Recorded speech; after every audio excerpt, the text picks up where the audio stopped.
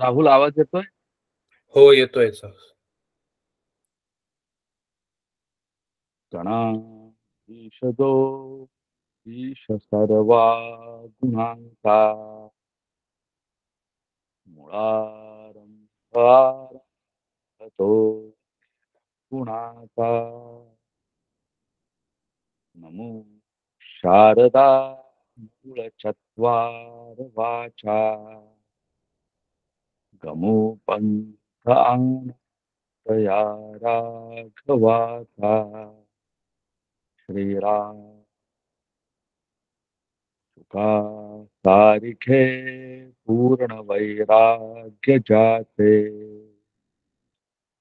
वसिष्ठा परी ज्ञान योगेश्वराचे. कवी वाल्मिका सारिखा मान्य ऐसा. नमस्कार माझा सद्गुरु रामदासा. श्रीराम सदा सर्वदा योग तुझा घडावा. तुझे कारणी देह माझा पडावा. उपेक्षू नको गुणवंता अनंता.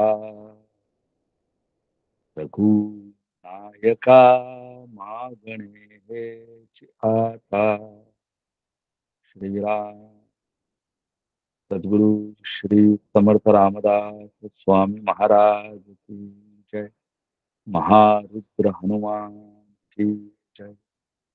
सब संतन की जय. सद्गुरुनाथ महाराज की जय. जय जय श्री समर्थ. प्रस्थानत्रयी अभ्यास वर्गाच्या आजच्या सत्रामध्ये मी सर्वांचं स्वागत करतो. आपण मनोबोधाचा अभ्यास खूप छान पद्धतीने करत आहोत. कर्मपर आणि उपासनापर श्लोक आपण या आधीच संपवलेले आहेत.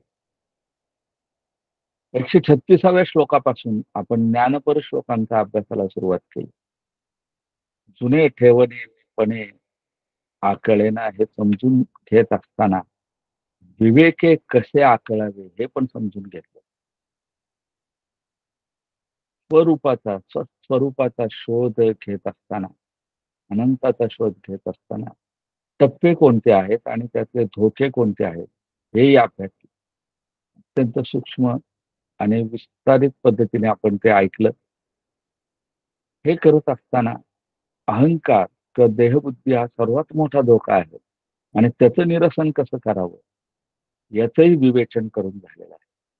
आणि आता आपण या ज्ञानपर श्लोकांच्या कळसाकडे चाललेलो आहोत. निम्मा कळस आज आपण पार करणार आहोत. आज आपण आत्मवस्तूची भेट म्हणजे खऱ्या देवाचा शोध हा या श्लोकांमधील श्लोक क्रमांक 170 ते 179 हा एक अत्यंत महत्वाचा असा टप्पा अभ्यासणार आहोत. आणि आज आपल्याला मार्गदर्शन करण्यासाठी उपलब्ध आहेत आपल्या सगळ्यांच्या परिचयाचे गुरुवर्य आदरणीय श्री प्रमोद दादा वाळवेकर.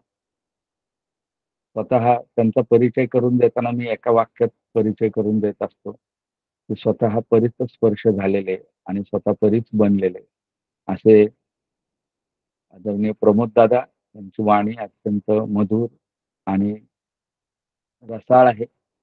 ऐकतच राहावं असं वाटतं त्यांचं विवेचन ऐकत असताना.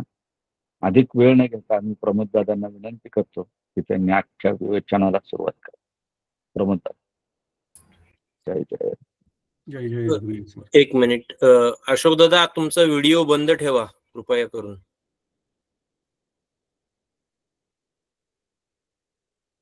प्रमोद दादा सुरू करा. ठीक.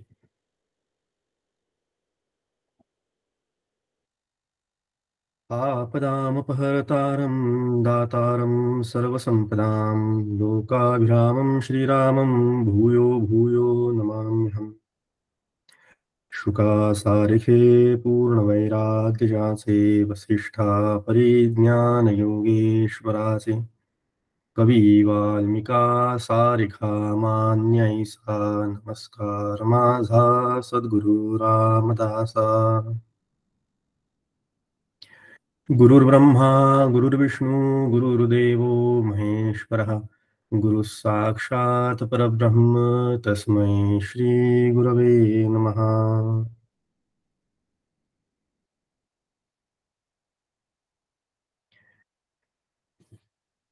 प्रभू श्री रामचरणांच्या चरणी साष्टांग नमस्कार. समर्थ रामदास स्वामी तसेच माझे श्री गुरु परमपूज्य डॉक्टर श्रीकृष्ण दत्तात्रय देशमुख यांच्या चरणी सुद्धा साष्टांग नमस्कार करतो. सकल संतांना वंदन करतो. उपस्थित आपण सर्व साधक अभ्यासक चिंतक आपण सर्वांना सुद्धा सादर अभिवादन करतो आणि आजच्या चिंतनाला प्रारंभ करतो. श्लोक क्रमांक 170 ते 179 असा हा गट आणि त्यामध्ये खऱ्या देवाचा शोध असा हा विषय आहे. विरुक्ती बरीच आहे. मनाच्या श्लोकांमध्ये झालेला विषय पुन्हा पुन्हा येणार आहे. पण आपण आज 1979व्या श्लोकापासून सुरू करू आणि मग त्याच्या अनुषंगाने उरलेले 9 जे श्लोक आहेत, जो आजचा विषयाचा जो गट आहे त्याचा संदर्भ घेत त्याचा संदर्भ जोडून घेत आपण त्या विषयाला न्याय देण्याचा प्रयत्न करू. थोडीशी खिचडी होणार आहे मला कल्पना आहे. पण काय आहे की प्रत्येक श्लोकाचा प्रत्येक अर्थ बऱ्याच पुस्तकांमध्ये बऱ्याच ग्रंथांमध्ये दिलेला आहे.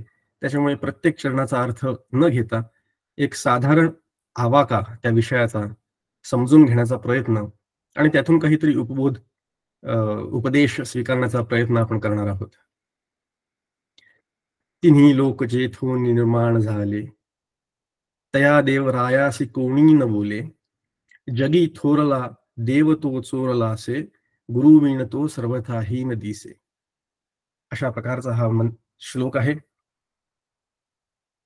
आपण सर्वजण जाणता अनेक प्रकारचे देव आहेत. श्रीराम, दत्त, विठ्ठल, पांडुरंग, भगवान शिव अनेक प्रकारचे देव आहेत.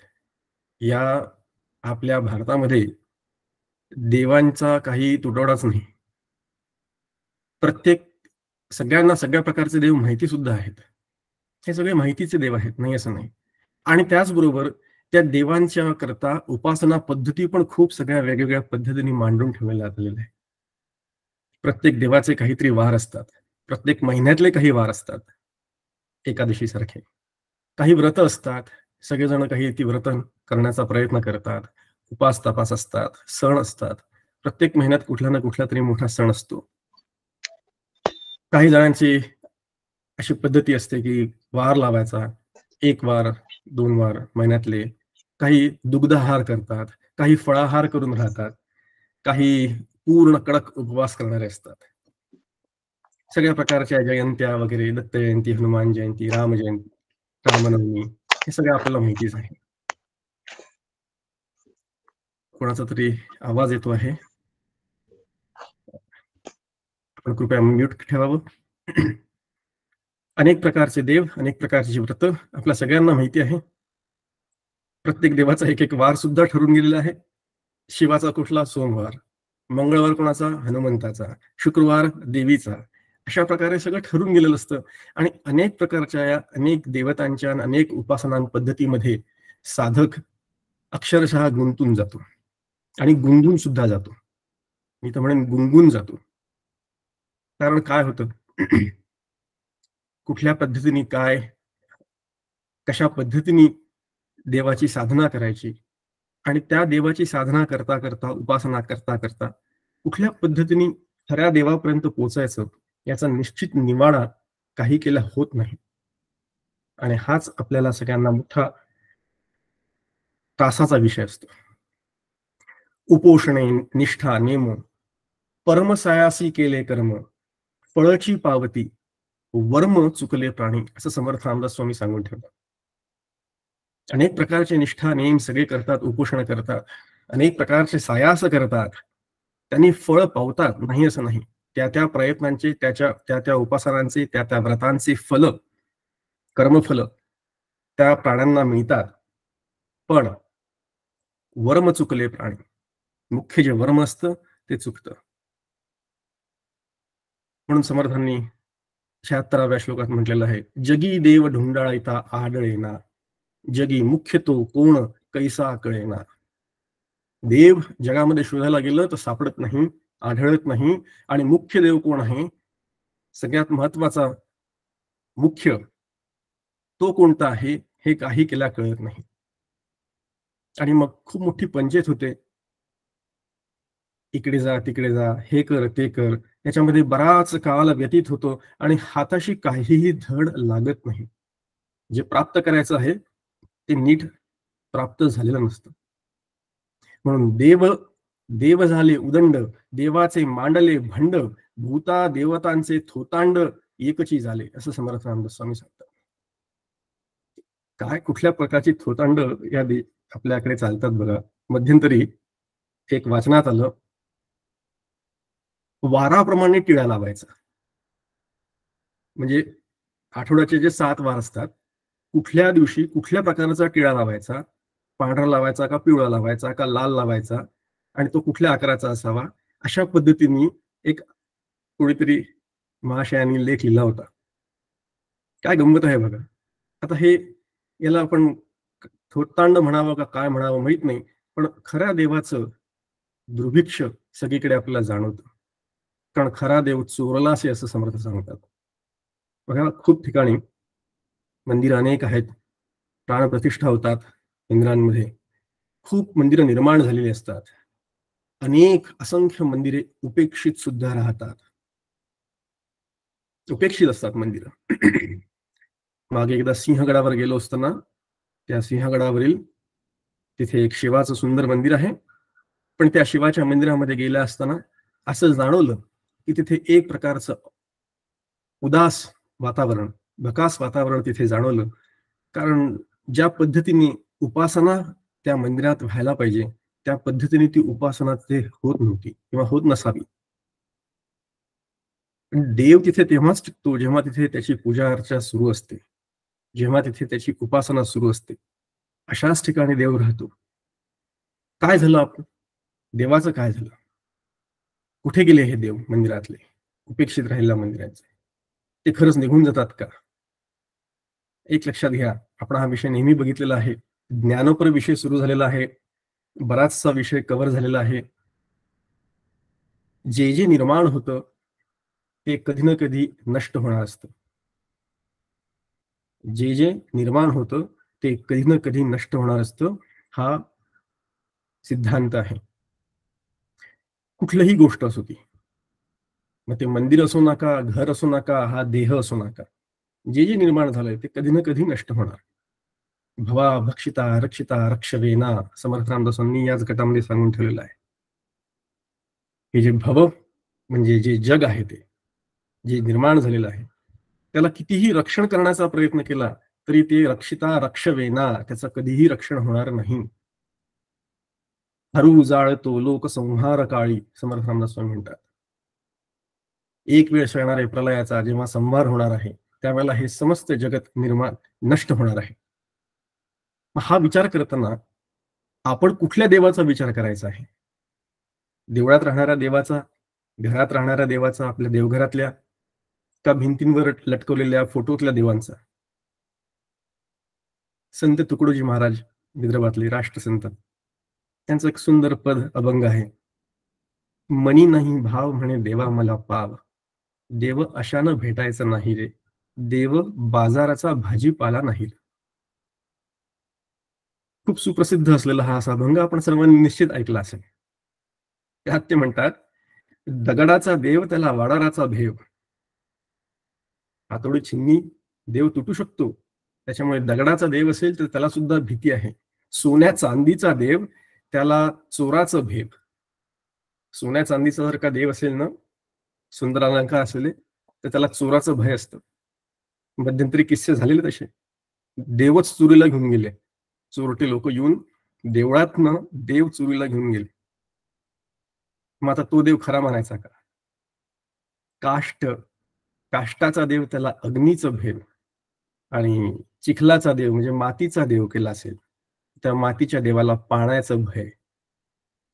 अशा पद्धतीने या देवांना भय सांगितलेलं आहे. मग आता हा खरा देव का? याचं निश्चित उत्तर हा खरा देव नाही असंच येतं. मग या अभंगात म्हटल्याप्रमाणे मनी नाही भाव म्हणे देवा मला पाव. याच्यात मनात जर का भाव असेल, आपली पूर्ण श्रद्धा तिथे असेल, तर त्या ठिकाणी देवत्व असतं. हा विषय महत्वाचा आहे. खरा देव कुठे सापडतो? तो सर्व चराचरात व्यापक भरलेला आहे. वेदांत शास्त्राने तशी मांडणी केलेली आहे. तो विषय येईल, आपण तो बघू सविस्तर. पण सर्वात प्रथम महत्वाची जी घटना आहे, जी अट आहे, ती अशी की मनात जर का भाव नसेल तर तिथे देव कधीच सापडणार नाही. पण मनात जर का तसा दृढ विश्वास असेल, भाव असेल, तर दगडात सुद्धा देव आपण बघतो. आणि हीच आपल्या वैदिक सनातन हिंदू परंपरेची फार मोठी गौरव आहे. ज्या पद्धतीने शास्त्राने ही मांडणी करून ठेवलेली आहे, अतिशय सुंदर मांडणी, अतिशय सुंदर पद्धतीने असेल त्या स्तरावरनं उपासकांना, साधकांना मोक्षापर्यंत घेऊन जाण्याची अतिशय सुंदर प्रणाली आपल्या शास्त्रामध्ये आहे. अनन्याश्चिंतयन्तो मां ये जनाः पर्युपासते तेषां नित्याभियुक्तानां योगक्षेमं वहाम्यहम्. जो ज्या पद्धतीने मला भजन करेल, अनन्य भावेने मला भजन करेल, त्याचा मी निश्चित उद्धार करतो असं भगवंत सांगतात. काय पाहिजे? अनन्यता पाहिजे. अनन्यता सगळ्यात महत्वाची.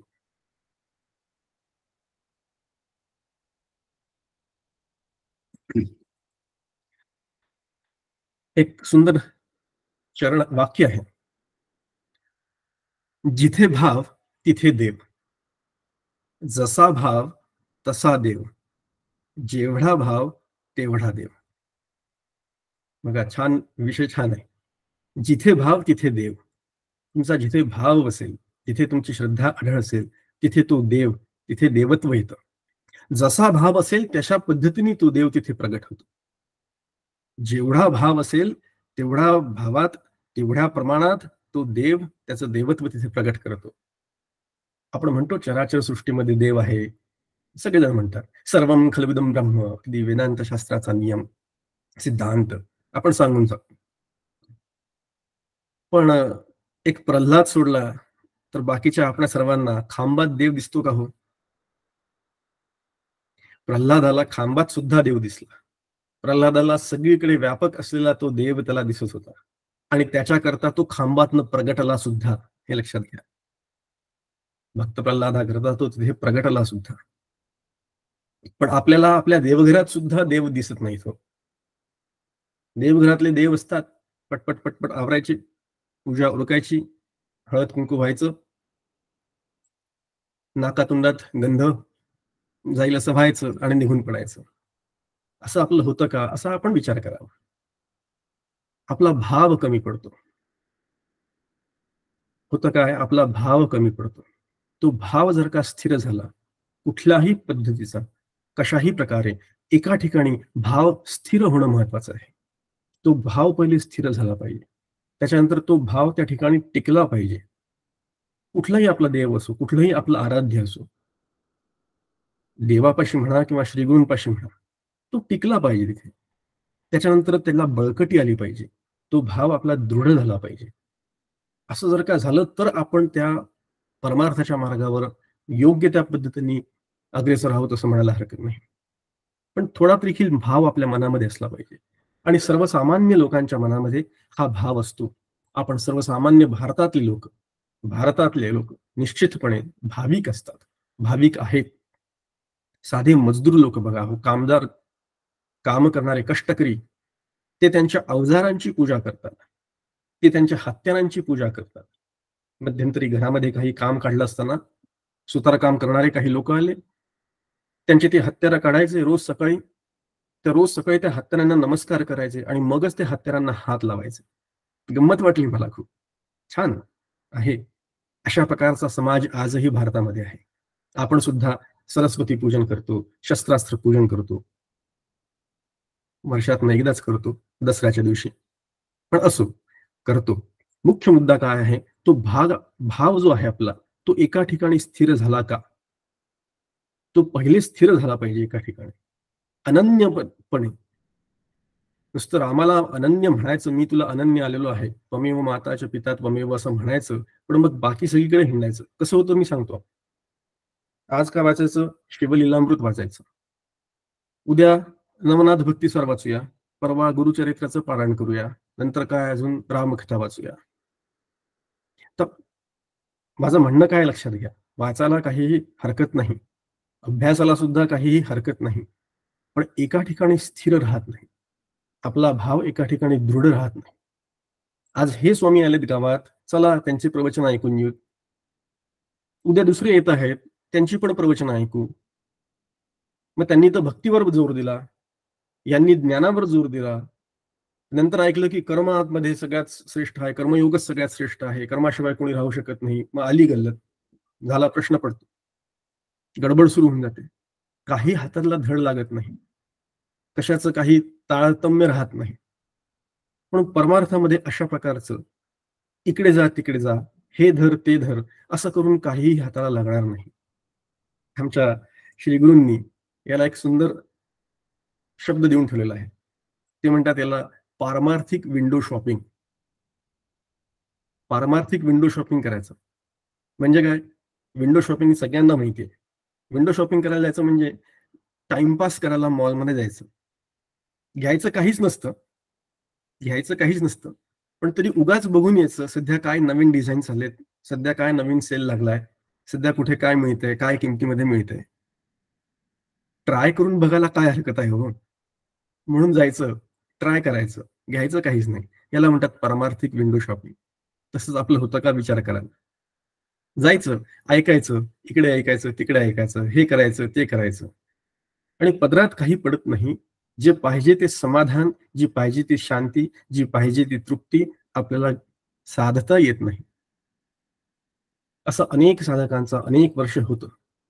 असं होऊ नये म्हणून समर्थ रामदास स्वामी दासबोधामध्ये सांगतात की अनेक प्रकारचे देव आहेत, अनेक प्रकारचे देव आहेत, अनेक प्रकारच्या पूजा पद्धती आहेत. जया मानला देव तो पूजत आहे. जो ज्या पद्धतीने देवाला मानतो त्या पद्धतीने तो त्या देवाला पूजतो. परी देव शोधून कोणी न पाहे. हे सगळं करत असताना खरा देव कोण आहे? तो त्या देवाला मानतो देव आहे म्हणून, पण शोधून पाहत नाही, देवाचा शोध नीट घेत नाही. जगी पाहता देव कोट्यान कोटी, जया मानली भक्ती जे तेची मोठी. जी भक्ती ज्यांनी मानली तीच त्याला ती मोठी वाटते. जगी पाहता देव कोट्यान कोटी. अनेक प्रकारचे गंडे दोरे, अनेक प्रकारचे बिल्ले, अनेक प्रकारचे नाणी, फोटो, मूर्त्या, चित्र, माळा, अनेक प्रकारचं काय काय काय काय घेतो, त्याची पूजा करायला लागतो, त्याला हळद कुंकू व्हायला लागतो. आपण कुठे चुकतो आहोत याचा प्रत्येक मानवाने, प्रत्येक साधकाने जरा तरी विचार करायला पाहिजे. हे असं केल्याने काय साध्य होणार आहे, हे असं करून मला काय साधायचं आहे. जगामध्ये अनेक प्रकारचे देव आहे हे म्हणणं ठीक आहे, पण त्या देवांच्या मागे असलेला जो खरा देव आहे त्याचा शोध घेण्याची कधीतरी तर एकदा चित्तामध्ये आपल्या प्रेरणा व्हावी. कधीतरी तर मला असं वाटावं की काहीतरी ह्यांच्या मागे कोण आहे. समर्थ रामदास स्वामी म्हणतात, खरा देव कोणीही शोधून पाहत नाही, कोणीही शोधून पाहण्याचा प्रयत्न करत नाही. गणेश शारदा नाना शक्ती, हरिहरांच्या अवतार मूर्ती, नाना देव सांगो किती पृथकाकारे. किती प्रकारच्या देवतांचं वर्णन करायचं. काही लोक नद्यांनाच देव मानतात, काही लोक सागराला देव मानतात, काही लोक झाडांना वृक्षांना देव मानतात, काही लोक त्याच्या भोवतीच फेरा मारतात, काही लोक पर्वताला देव मानतात, काही लोक धर्म म्हणजेच देव मानतात, काही लोक कर्म म्हणजे देव मानतात. असे देव मानणारे खूप आहेत, पण ह्या सगळ्यांमध्ये खरा देव, मुख्य देव जो आहे, जो आपल्याला गाठायचा आहे, तो मात्र दूर राहतो. या देवांचा विचार करताना अजून एक गोष्ट प्रकर्षाने आपल्या लक्षात येते की सर्वसामान्य लोकांमध्ये, उपासकांमध्ये या देवाच्या बद्दलची मनामध्ये एक विलक्षण भीती असते. भीती का, कशामुळे हे असं निर्माण झालेली आहे आपली समाज व्यवस्था मला माहित नाही, पण हे आहे. मूर्तीचा भंग झाला, मूर्ती भंगली म्हणजे काळजात कसं धस्स होतं, भीती वाटते. व्रत तुटलं, चुकलं, एक दिवस उपास एकादशीचा करायचा ठरवलं होतं, 16 सोमवार करायचे ठरवलं होतं, पण काय दुर्बुद्धी झाली आणि कुठून मी खाऊन बसलो. झाला माझा उपास मोडला. उपास मोडला तर काय करावं, कसं होईल, काय होईल अशी भीती. कुळधर्म कुळाचार सगळं काही केलं, पूर्णाचा सगळा सागर संगीत नैवेद्य केला. अरे राम, पण ती खीर करायची असते पूर्णाच्या नैवेद्याच्या ताटात वाढायला. ती छोटीशी खीर करायची विसरलो, नैवेद्य दाखवला, आरती झाली, नंतर लक्षात आलं आता कसं करायचं, सगळा नैवेद्य गेला, वाया गेला असं वाटतं. अनेक प्रकारच्या चुका, अनेक प्रकारच्या त्रुटी आपल्या कर्मामध्ये ज्या राहतात, त्याची बोचणी आपल्या मनाला लागते आणि ती बोचणी भीतीच्या स्वरूपामध्ये आपल्याला गुंतवून ठेवते, गुंगवून टाकते. काय करायचं आता, कसं करायचं, मग लागलं पाप लागलं तर पापाचं क्षालन करायचं. क्षालन कसं करायचं माहिती नाही, मग कोणाला तरी जाऊन विचारायचं, मग कोणाला तरी शरण जायचं. म्हणजे कोणीतरी बुवाजी बाबाजी असतात, त्यांना विचारायचं आणि मग ते सांगेल तसं करायचं.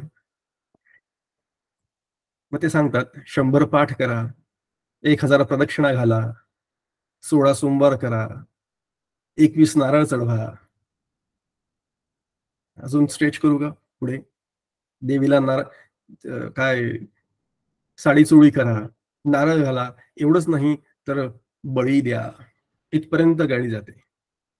मला माहिती आहे आपण सर्व ह्या सगळ्याचे विषयाचे जाणकार आहात, पण हे अशा पद्धतीने समाजामध्ये, बहुतांश समाजामध्ये अशा पद्धतीचं वातावरण आहे ना. आपण जर का खरंच स्वतःला पारमार्थिक साधक म्हणत असू, खऱ्या अर्थाने आपल्याला जर का परमार्थ करायचा असेल, आपल्या सुखासाठी, आपल्या सुखरूपत्वासाठी, आपण स्वतः सुखरूप होण्यासाठी जर का आपल्याला परमार्थ करायचा असेल, तर खऱ्या देवाला ओळखण्याशिवाय गत्यंतर नाही.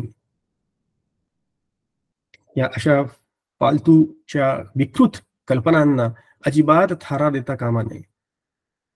केवळ पाठ करायची नाही, केवळ पारायण करायची नाही, केवळ व्रतवैकल्य करायची नाहीत. ती का करायची, तसं का करावं लागतं, त्याच्या मागची बैठक काय आहे, ह्याचा मागचा अर्थ काय आहे, त्याच्या मागचा सूक्ष्म विचार काय आहे, तो आपल्याला जाणून घेणं अत्यंत गरजेचं आहे. म्हणून भगवंत परमेश्वर हा आपल्या भीतीचा विषय कधीही असता कामा नये. ते माझंच स्वरूप आहे, ते माझं स्वरूप आहे, ते मला माझं स्वरूप अत्यंत प्रिय आहे आणि तोच भगवंत आहे असं आपलं वेदांत शास्त्र सांगतं. मग तो माझ्या भीतीचा विषय कसा असू शकतो, तो तर माझ्या अत्यंत प्रेमाचा विषय असला पाहिजे. म्हणून भगवंत हा माझ्या अत्यंत अत्यंत प्रिय असा असला पाहिजे, तो माझ्या प्रेमाचा विषय असावा. पूजा करायची म्हणून करून न टाकता खरंच प्रेमाने, तो खरंच बालकृष्ण समोर उभा आहे, बसला आहे, खरंच भगवान गणेश समोर आहेत, अशा अर्थाने ते जिवंत आहेत, अशा पद्धतीचा विचार करून त्या देवाची पूजा केली, तसा विश्वास मनात बाळगला, तर आपण त्या खऱ्या देवाची पूजा करू शकतो. एक छोटीशी गोष्ट बघून पुढे जो कदाचित आपल्यापैकी कोणी ऐकली पण असेल, थोडक्यात बघू, कारण मुख्य विषयाला सुरुवातच झाली नाही अजून आपली. एक साधा गरीब माणूस, कष्टकरी माणूस बिचारा एक दिवस कधीतरी भाग्यवशात, प्रारब्धवशात एका कीर्तनामध्ये येतो. महाराजांच्या कीर्तनामध्ये ऐकतो की भगवान प्रभू श्री रामचंद्र सगळ्यांचे कृणानिधान आहेत, ते सगळ्यांचं पालन करतात, आपली गाऱ्हाणी त्यांना सांगावी आणि त्याची पूजा करावी, आपल्या जीवनाचं कल्याण. हे त्यांनी ऐकलं. पूर्वीचे कुठलेही संस्कार त्याच्यावर नाहीत. काहीतरी माझं कल्याण करून घ्यावी अशी मनामध्ये पूर्वसुकृतानुसार इच्छा मनात निर्माण झाली आणि तो महाराजांचं कीर्तन ऐकत थांबला. नंतर महाराजांना भेटला, कशा पद्धतीने काय करावं, कशी रामाची सेवा करावी, कशा पद्धतीने पूजा करावी, सगळी माहिती विचारून घेतली. बाजारात गेला, रामाची मूर्ती आणली, एक उदबत्तीचा पुडा आणला, 2-4 पेढे ते घेऊन आले नैवेद्य दाखवायला म्हणून. 2 फुलं येता येता झाडावरची घेतली, आणि रामाची मूर्ती मांडून पूजा केली. रोज त्याचा हा उद्योग सुरू झाला. रामाला नमस्कार करायचा, फुलं व्हायची. त्या महाराजांनी जसं सांगितलं तशी त्याची पूजा करायची आणि अपेक्षा ही की माझं कल्याण झालं पाहिजे. कल्याण होणं म्हणजे काय? पैसे मिळाले पाहिजे, सुख मिळालं पाहिजे. पण असे दिवसांमागून दिवस जायला लागले, त्याला काही ते जमेना. जे व्हायला पाहिजे ते होईना. 15-20 दिवस झाले, महिना झाला. रोज रामाशी बोलतोय, काय मी तुझं एवढं करतोय, पण तू माझा काहीच करत नाही. अशा पद्धतीने त्या रामाशी देवाणघेवाण, संवाद सुरू आहेत त्याचे. आणि मग असंच एक दिवस गावातनं फिरताना कुठल्या तरी दुसऱ्या एका महाराजांचं तिथे भागवत सुरू होतं आणि त्या भागवतामध्ये महाराजांनी कृष्णाच्या भक्तीबद्दलचं वर्णन केलं आणि कृष्ण कशा सगळ्यांचा पालनकर्ता आहे, तो कसं सगळ्यांचा तारणहार्ता आहे, हे सगळं सांगितलं. आणि याच्या मनामध्ये प्रश्न आला की अरे, इतके दिवस आपण रामाची उपासना करतो आहोत, आपल्याला काहीच होत नाही, काहीच मिळत नाही. आपण कृष्णाची उपासना करायला पाहिजे, कृष्णाची पूजा करायला पाहिजे. म्हणून तो त्या महाराजांना परत भेटतो आणि मग काय करतो, बाजारात जातो, कृष्णाची मूर्ती घेऊन येतो. कृष्णाची मूर्ती घेऊन समोर ठेवतो. आता कृष्णाच्या मूर्तीची पूजा, ती रामाची जुनी मूर्ती असते, ती घेतो तो आणि बाजूच्या कोणात नेऊन ठेवून देतो. आणि कृष्णाच्या मूर्तीची पूजा, कृष्णाच्या मूर्तीवर फुल वाहतो, कृष्णाला हळद कुंकू वाहतो, कृष्णाच्या. आणि आता प्रसाद नैवेद्य दाखवतोय, उदबत्ती लावणार, उदबत्ती लावून देवासमोर ठेवतोय. इतके दिवस त्या मूर्तीची पूजा करत होतो, काही झालं नाही. आता ह्या मूर्तीची पूजा केल्याने नक्की माझं कल्याण होईल असा मनामध्ये विचार. असा विचार करता करता सहज तो तिकडे बघतो आणि त्याच्या मनामध्ये विचार येतो, याची एवढे दिवस सेवा केली, यांनी काही केलं नाही, याला उगाच उदबत्तीचा वास कशाला, म्हणून कापसाचा बोळा घेतो आणि त्या रामाच्या नाकामध्ये कोंबतो. हा उदबत्तीचा वास आता फक्त कृष्णाचाच आहे, रामा करता नाही. म्हणून कापसाच्या बोळाने रामाचे नाक बंद केल्याबरोबर प्रभू श्री रामचंद्र तिथे प्रगट होतात. वत्सा, काय होय ते सांग. सांगायचा विषय काय आहे बघा. गोष्ट अत्यंत गमतीची आहे, मला मान्य आहे. मुख्य विचार यातनं असा आहे की तिथे राम खरंच जिवंत प्रभू प्रत्यक्ष तिथे आहेत असा मनामध्ये जेव्हा त्याच्या मनामध्ये विचार आला, तेव्हा तिथे देवत्व प्रगट झालं. तोपर्यंत तिथे देव प्रगट झालेच नाही. म्हणून असा भाव आपल्या मनामध्ये पाहिजे. भाव, जसा भाव तसा देव, जेवढा भाव तेवढा देव. आपला विषय चाललाय खरा देव कसा आहे. आज खऱ्या देवाचा विषय, तिन्ही लोक जेथून निर्माण झाले, हा आपला विषय सुरू आहे. ज्यापासून खरा देव म्हणजे काय, आता श्रीराम श्रीकृष्ण या सगळ्या देवतांना थोडस बाजूला ठेवू आपण. हे सगळे अवतारी देव आहेत. समर्थ रामदास स्वामींनी 11व्या दशकामध्ये दुसऱ्या समासामध्ये चत्वार देव निरूपण नावाचं वर्णन, अतिशय सुंदर ते प्रकरण आहे. सर्वांनी त्याचा अभ्यास करावा. त्याच्यामध्ये प्रतिमा देव म्हणजे काय, अवतार देव म्हणजे काय, ईश्वर म्हणजे काय आणि सर्वात शेवटी आत्मस्वरूप परमात्मा स्वरूप म्हणजे काय, याचं सुंदर वर्णन केलेलं आहे. त्या परमात्मा स्वरूपाचा थोडासा अभ्यास, थोडंसं चिंतन आपण करूया. तिन्ही लोक जेथून निर्माण झाले, कुठून निर्माण झाले, ज्या सत्तत्वापासनं सर्व जगताची निर्मिती झाली, सर्व जगताची प्रसूती झाली असं म्हणू आपण. जन्माद्यस्य यतः असं ब्रह्मसूत्र सांगतं. असं जे ते तत्व आहे, त्या तत्वाचं वर्णन कसं आहे. ते तत्व खरा देव तो देव आहे, ज्याला आपण आत्मदेव असं म्हणतो, ज्याला आपण परमात्मदेव असं म्हणतो. तो देव कसा आहे. तो देव आहे अश्रोत्र, अनेत्र, अजिह्व, अपाद पाणी असं त्याचं वर्णन केलेलं आहे. हा देव निर्गुण देव आहे. हा देव निराकार आहे. हा देव निर्विषय आहे. अशा पद्धतीने वेदांत शास्त्रांनी या देवाचं वर्णन केलेलं आहे. खऱ्या देवाचं वर्णन, खरा देव समजून घ्यायचा असेल तर वेदांत शास्त्राचा अभ्यास केल्याशिवाय खरा देव आपल्याला कळणार नाही. अर्थात वेदांत शास्त्रामध्ये सांगितलेलं सर्व वर्ण तात्पर्यांनी दासबोधामध्ये समर्थांनी घेतलेलं आहे आणि मनाच्या श्लोकांच्या या गटामध्ये सुद्धा तेच वर्णन आलेलं आहे. तशाच पद्धतीने पुढच्या सगळ्या श्लोकांमध्ये ते वर्णन आलेलंच आहे. म्हणून निर्गुण देवाचं वर्णन इथे केलेलं आहे. पण होतं काय, हा निर्गुण देव आपल्या काही कामाचा राहत नाही. म्हणजे कसं, आपल्या कामाचा देव कसा, ज्याच्याशी आपल्याला व्यवहार करता येतो, ज्याला काहीतरी दिलं म्हणजे त्याच्याकडनं आपल्याला काहीतरी अपेक्षित ते प्राप्त करता येतं. देणा घेण्याचा व्यवहार प्रत्येक वेळेला चालतो, प्रत्येकाशी चालतो. आपला अनुभव आहे हा असा जीवनामध्ये, आपला अनुभव आहे. आपण प्रत्येकाशी काही ना काही देण्या घेण्याचा व्यवहार करतो. तू असं कर तर मी तसं करेन. लहान मुलं असतात बघा, भावंड, पाटपणी घ्यायला सांगते आई, ते भाऊ असतात, एकमेकांशी म्हणतात, तू ताटवाटी घे, मी पाणी घेतो. तू म्हणतो मी पाट घेतलेत, तू ताट घे. मी वाटा घेतलेत, तू चमचे घे. अशा प्रकारे ते दोघं जण एकमेकांशी हुज्जत घालत बसतात. आणि हे व्यवहार करण्याचं बाळकडू अगदी लहानपणापासून आपल्या सगळ्यांच्याकडे असते. आणि आपण सर्वांशी अशा पद्धतीने व्यवहार करतच आलेलो आहोत. आपले मित्र असो, आपले कुटुंबीय असो, समाज असो, प्रत्येकाशी असा व्यवहार करतो. आणि हाच प्रपंचातला व्यवहार घेऊन आपण परमार्थ करायला निघतो. आणि मग परमार्थामध्ये सुद्धा देवाला, देवा मी तुझी रोज पूजा करतो, त्याच्या बदल्यात मला तू अमुक अमुक दे. देवा माझी नोकरी लागली नाही, मला नोकरी लागू दे, मी सत्यनारायण करीन. देवा माझ्या घरात लग्न ठरत नाहीये, लग्न ठरू दे, माझ्या मुलीचं लग्न होऊ दे, मी 16 सोमवार करीन. अशा पद्धतीने देवापाशी आपण आपलं साकडं घालण्याची सुरुवात होते. तिथनं घरातल्यांचे काही आजार असतात, काही कष्ट असतात, काही रोग असतात, त्याचं निवारण होऊ दे, तुला साडी चोळी करीन. अशा प्रकारची साखळी घालायची आणि देवाशी व्यवहार करायचा.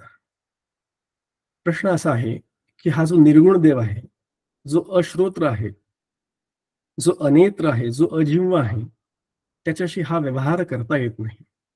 गारणं सांगायचं कोणाला? त्या खऱ्या देवाला तर हे ऐकताच येत नाही, कारण तो अश्रोत्र आहे, म्हणजे त्याला कानच नाहीये. तो खरा देव अनेत्र आहे, त्याला दाखवायचं तरी काय, किती दाखवायचं? त्याच्यामुळे जो देणारा देव असतो तो सगळ्यांना पसंत असतो, जो घेणारा देव असतो तो कोणालाच नको असतो. आणि जो काहीच करत नाही असा खरा देव जो आहे, आत्मतत्व जे आहे, त्याच्यापर्यंत कोणी संबंध ठेवायला जात नाही, कारण तिथे व्यवहारच शक्य होत नाही. पण खरा परमार्थ खऱ्या अर्थाने करायचं असेल तर परमार्थामध्ये खूप पंचायत निर्माण होते. खऱ्या साधकाला कशा पद्धतीने उपासना करायची हे कळत नाही, कारण ब्रह्मतत्व हे अनुपास्य आहे. नीट लक्षात घ्या, खरा देव हा अनुपास्य आहे. अनुपास्य म्हणजे ज्याची उपासना करता येत नाही असा, ज्याची उपासना करता येत नाही असा, असा खरा देव आहे. मग त्याची उपासना करता येत नाही आणि तुम्ही तर म्हणता उपासना करा, हे कसं येईल? त्याच्यावर येऊ आपण पुढे. पण उपासना करता येत नाही, उपासना कशा पद्धतीने करावी म्हणून संतांना सुद्धा प्रश्न पडतो. तुकाराम महाराज सुद्धा प्रश्न पडतो त्यांना सुद्धा, कासयाने पूजा करू केशी राजा, हाची संदेह माझा फेडी आता, असं म्हणतात. कशी काय तुझी पूजा करू, तुला काय देऊ, तुला काय अर्पण करू, सगळं तर तुझंच आहे देवा, मी तुझी पूजा तरी कशी करू? ही फुलं तुला भावतो ही तुझीच, हे पाणी तुला भावतो हे तुझंच, हे दूध तुला देतो ते सुद्धा तुझंच, नाणी तुला देतो ते सुद्धा पैसे तुझेच, कशा पद्धतीने तुझी पूजा करायची, असा संदेह त्यांना निर्माण होतो. तुकाराम महाराजांना का असं होतं, का हा देव असा अनुपास्य का आहे? त्याचं कारण सांगितलेलं आहे. हा परमात्मा जो आहे तो अत्यंत सूक्ष्म आहे. अत्यंत सूक्ष्म असलेलं हे तत्व आहे. त्याला आकार नाही, त्याला रूप नाही, त्याला रंग नाही. अणुरेणुया ठोकळा तुका आकाशा एवढा, असं म्हणणारे तुकाराम महाराज, अणोरणियान महतो महियान, हे जे तत्व आहे ते कसं आहे, सूक्ष्माती सूक्ष्म आहे आणि सगळ्यात मोठ्यात मोठं सुद्धा तेच आहे. ब्रह्म, ब्रह्म म्हणजे सगळ्यात व्यापक, सगळ्यात मोठं. परब्रह्म म्हणजे अत्यंत अनंत विशाल मोठं. हे मोठं आहे तर मग दिसायला पाहिजे. मोठं असून दिसत कसं नाही, एवढं व्यापक असून दिसत कसं नाही? नाही दिसत, तिथेच तर गडबड आहे सगळी. कारण ते अत्यंत सूक्ष्म सुद्धा आहे. आपल्या डोळ्यांना न दिसणारं अत्यंत सूक्ष्म असं ते तत्व आहे. कठोपनिषदामध्ये एक मंत्र येतो, एष सर्वेषु भूतेषु गूढोत्मा न प्रकाशते दृश्यते त्वग्रया बुद्ध्या सूक्ष्मया सूक्ष्मदर्शिभिः. काय म्हणतात ते? यमदेव नचिकेताला सांगतायत, अरे हे जे तत्व आहे ना, हे अत्यंत गूढ आहे. गूढोत्मा न प्रकाशते, तो कधीच प्रकाशित समोर प्रगट असा होत नाही, असा दिसत नाही. सर्वेषु भूतेषु म्हणजे सगळ्या भूतांमध्ये लपलेला आहे, सगळ्या भूतमात्रांमध्ये व्यापक लपलेला आहे, गूढ आहे. पण त्याला बघायचं असेल तर कसं बघावं? दृश्यते त्वग्रया बुद्ध्या, अग्रबुद्धी ज्याची असेल, एकाग्र झालेली आणि सूक्ष्मया सूक्ष्मदर्शी, सूक्ष्मदर्शी ज्याची नजर असेल, ज्याची बुद्धी अत्यंत सूक्ष्म होण्याची, स्थिर होण्याची शक्यता असेल, अशाच साधकाला त्या परमात्मा वस्तूचं ज्ञान होऊ शकतं. एक दृष्टांत बघू म्हणजे कळेल मी काय म्हणतोय. थोडा विचार करा.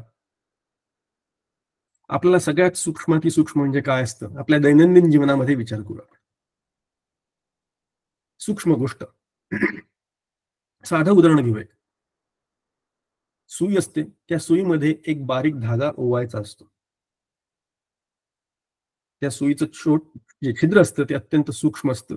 त्या सुईच्या छिद्रामध्ये धागा ओवायचा असतो. आपण काय करतो? आपण तो धागा, त्याला सगळ्यात पहिले आपण पिळी देतो. पिळी देऊन तो धागा एकाग्र करण्याचा प्रयत्न करतो. नुसता पिळी देऊन होत नसेल, त्याला ओलं करतो आणि त्याला पिळी देतो आणि परत पिळी देऊन तो एकाग्र झाला की मी बघतो.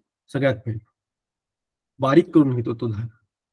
नंतर काय करतो? स्थिर बसतो एका ठिकाणी शांत, हात न हलवता ती सुई धरतो समोर, डोळे बारीक करून बघतो, श्वास रोखतो, हळूच नजर एकाग्र करून तो धागा त्या सुईच्या भोकातनं घालण्याचा प्रयत्न करतो. प्रत्येकाचा अनुभव आहे, लक्षात घ्या मी काय म्हणतोय ते. साधा सुईमध्ये दोरा ओताना आपण एवढे सूक्ष्म विचार करण्याचा प्रयत्न करतो सुद्धा. आणि एवढं करूनही 2, 4, 5 वेळा मागे पुढे गेल्यानंतर मग तो कुठे धागा त्या सुईमध्ये जातो आतमध्ये, जिथे झाला पाहिजे तिथे, तेव्हा कुठे ते साधतं. मग अत्यंत सूक्ष्म असे जे असलेलं तत्व जे आहे त्याला गाठायचं असेल तर मग तसंच करायला नको का? सगळ्यात पहिले आपल्या मनाला, आपल्या अंतःकरणाला पिळी द्यायला पाहिजे. वैराग्याचा पिळी देऊन त्याला शांत बसवायला पाहिजे, बारीक एकाग्र करायला पाहिजे. बाकीची सर्व व्यवधानं ताबडतोब सोडून देऊन एकाग्र वृत्ती करण्याकरता बाकीच्या सगळ्या आकर्षणांपासून आपण विरक्ती साधायला पाहिजे. मग स्थिर बसायला पाहिजे एका ठिकाणी. उड्या मारत मारत काही सुईमध्ये कोणीही धागा होऊ शकणार नाही. मग स्थिर बसा एका ठिकाणी, डोळे बारीक करा किंवा बंद करा, शांत करा, श्वास रोखा म्हणजे प्राणायाम करा, नजर एकाग्र करा, अंतःकरण एकाग्र करा, शांत बसा. तेव्हा कुठे अनेक प्रयत्नांच्या नंतर एक दिवस कदाचित जे व्हायचं ते होऊन जाईल. हे ध्यानाची पद्धती आहे. असा जेव्हा आपण विचार करतो तेव्हा जो अत्यंत खरा देव शोधण्याचा प्रयत्न केला तर तो किती सूक्ष्म आहे, किती किती गूढ आहे हे कळतं आपल्याला. आणि हा जो देव आहे, हा देव असा गूढ का बरं आहे? तर तसंच त्याचं स्वरूप आहे म्हणून. जगी थोरला देव तो चोरला असे, असं समर्थ रामदास स्वामी म्हणतात. चोरला असे म्हणजे काय? चोरला म्हणजे कोणी चोरून नेला असा त्याचा अर्थ नाही. 171व्या श्लोकामध्ये समर्थ रामदास स्वामी म्हणतात, असे सार साचार ते चोरलेसे, इही लोचनी पाहता दृश्य भासे. ते जे सार साचार जे आहे ते चोरलंच आहे. म्हणजे काय? चोरलं गेलेलं आहे, म्हणजेच हरवलं आहे, म्हणजेच लपलं आहे, म्हणजेच गूढ आहे, प्रगट नाहीये. कुठेतरी हरवलंय, कोणीतरी चोरून नेलंय, कुठेतरी गायब केलेलं आहे. एष सर्वेषु भूतेषु गूढोत्मा न प्रकाशते. चोरलेस. पण ही लोचनी पाहता दृश्य भासे, तो तर गूढ आहे, त्याला तर गूढ करून ठेवलेलं आहे. कोणी करून ठेवलेला आहे? परत प्रश्न आहे. तो गूढ आहे का? परमात्म स्वरूपाच्या दृष्टिकोनातून विचार केला, आत्मस्वरूपाच्या दृष्टिकोनातून विचार केला तर ते तेवढं आणि तेवढं एकच तत्व आहे तेच एकमेवा द्वितीय तत्व आहे. ते अजिबात गूढ नाही, तेच केवळ सत्य आहे. तीच खरी, त्याला म्हणतो आपण शुद्ध मराठीत, रियालिटी आहे. सत्य, केवळ सत्य तेवढंच आहे फक्त. पण तरी सुद्धा दृश्यभास सगळा आपल्याला दिसतो, कारण आपणच त्याला गूढ करून ठेवलाय. आपण त्याला का गूढ करून ठेवलेलं आहे? कारण आपण त्याला न बघता, त्याला न शोधता बाकीचे जे दिसतं आहे दृश्यभासामध्ये आपण अडकून पडलेलो आहोत.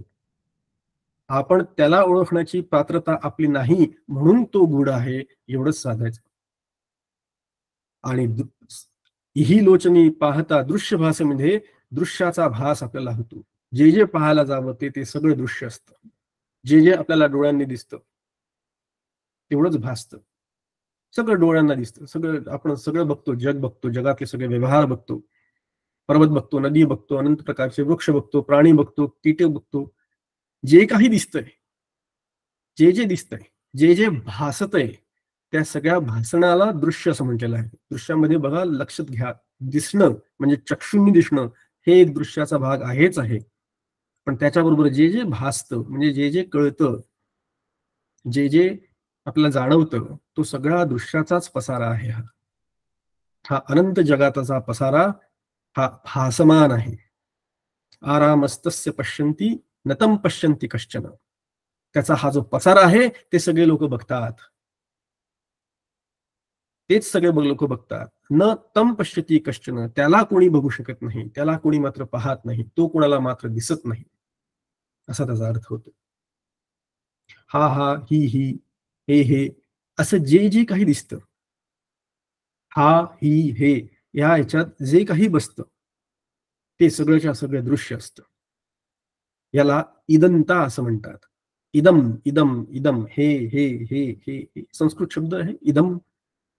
हा ही हे अशा याच्यात जे जे काही मोडतं त्याला इदंता असं म्हणतात. मनात येणारा विचार, हा विचार माझ्या मनात का आला, तो हा मध्ये आला. म्हणजे विचार सुद्धा कसे झाले, दृश्य झाले. हे सुख दुःखाचे तडाखे, काय शब्द वापरतो आपण, हे सुख दुःखाचे तडाखे कसे झाले, हे मध्ये आले. हा ही आणि हे मध्ये येणारं सगळं काही दृश्य विषयांमध्ये आलं. मग सुख दुःख कसे झाले, दृश्यात मोडल्या गेले, जाणवतात, भासतात, कळतात. मग ते सुद्धा कसं झालं, दृश्य झालं. ही माझ्या मनामध्ये आता एक इच्छा निर्माण झाली, ही भावना, ही कामना, ही इच्छा माझ्या मनामध्ये निर्माण झाली. हा ही हे मध्ये येणार ही इच्छा सुद्धा दृश्यामध्ये मोडल्या जाते. म्हणून दृश्यामध्ये जेव्हा आपण जगताच्याकडे बाहेर बघून जे दृश्य दिसतं ते फक्त डोळ्यांना दिसतं असं जे समजतो, तेवढाच त्याचा मतितार्थ नसून डोळ्यांबरोबर पाचही ज्ञानेंद्रियांना जे काही कळतं त्याला दृश्य असं म्हणतात. आपल्या अंतर्मनाचे जे काही खेळ चालतात, बुद्धी सुद्धा, मन सुद्धा, चित्तवृत्ती सुद्धा, अहमवृत्ती सुद्धा, ही कशी झाली, दृश्यामध्ये मोडल्या जाते.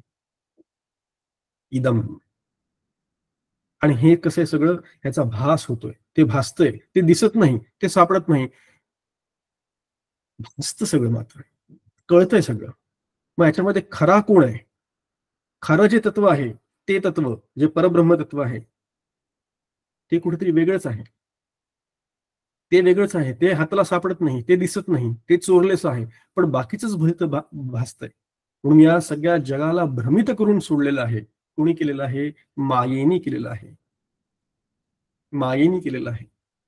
म्हणून ही माया, या मायेनी संपूर्ण जगताला भ्रमित करून सोडलेला आहे. हा ही हे मध्ये गुंतवून सोडलेला आहे. तो दिसतच नाही, तो परमात्मा दिसतच नाही. का दिसत नाही? कारण त्याला आकारच नाही. दिसणार कसं? त्याला आकार नाही, त्याला रंग नाही, त्याला रूप नाही, त्याला वास नाही, त्याचा आवाज नाही, का नाही, त्याला स्पर्श करू शकत नाही. तो अरूप आहे, त्याला आकार नाही, तो निराकार आहे. मग असं जे परमात्मा तत्व आहे ते आहे का नाही असा प्रश्न पडतो. तर तो आहे, ते आहे, तसंच तत्व आहे.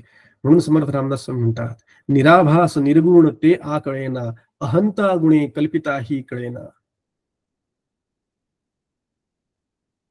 निराभास असलेलं ते तत्व आहे. म्हणजे काय?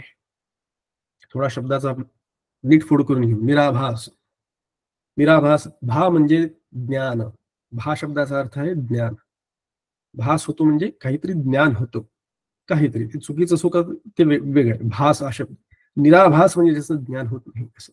म्हणजे जे पाचही इंद्रियांची, ज्ञानेंद्रियांना त्याचं ज्ञान होत नाही, ते इंद्रिय गोचर नाही. ज्ञानेंद्रियांनी ते आपण जाणू शकत नाही. जया चक्षुनी लक्षिता लक्षवेना असं समर्थ रामदास स्वामी म्हणतात. नाही, चक्षुनी म्हणजे या डोळ्यांनी ते बघू शकत नाही. आपण नाही जाणू शकत त्याला. कोणत्याही प्रमाणांनी ते जाणता येत नाही. अनेक प्रकारची प्रमाणशास्त्राने दिली आहेत. 9 प्रमाण दिली आहेत शास्त्रांनी. तो आता विचाराचा विषय नाही आपल्या, पण 9 प्रकारची प्रमाण आहेत. प्रत्यक्ष, अनुमान, उपमान, अर्थापत्ती इत्यादी.